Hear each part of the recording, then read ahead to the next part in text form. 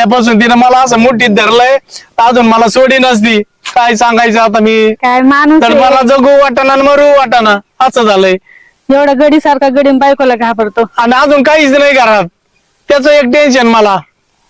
कमीत कमी त्याच्याकडे बघून तरी जगलो असतो.